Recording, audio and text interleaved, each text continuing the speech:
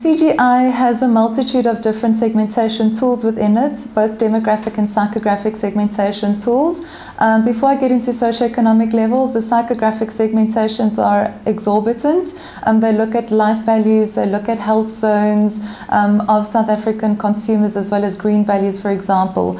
Socio-economic levels is a global income segmentation which is available in different markets around the world.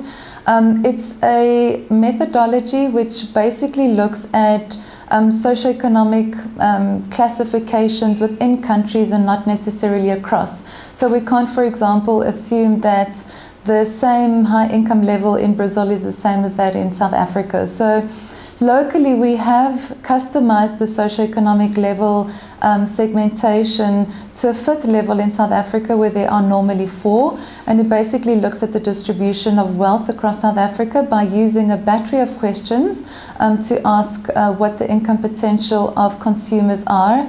It looks at individual spend rather than household spend, and in that way really empowers marketers to target individuals.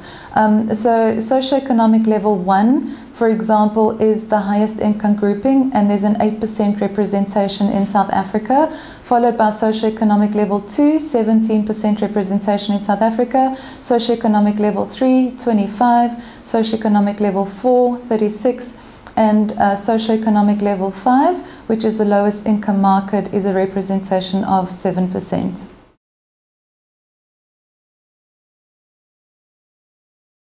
Socio-economic levels is a global income segmentation and literally looks at an individual's spending power. So it takes into consideration not only the income potential but also the social context of that individual consumer, whereas the LSM model looks at household income expenditure, also by looking at a battery of questions, but it's more relevant to a household rather than to an individual.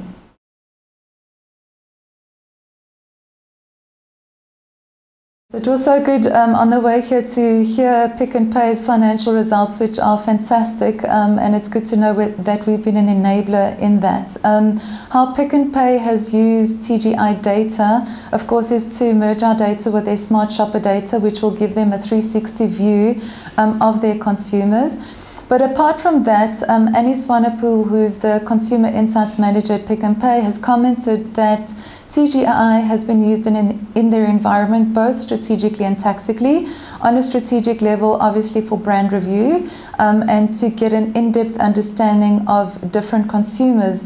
And within that, they've applied the socioeconomic level segmentation. So they've really understood what each income classification delivers in terms of purchasing power to the Pick n Pay group.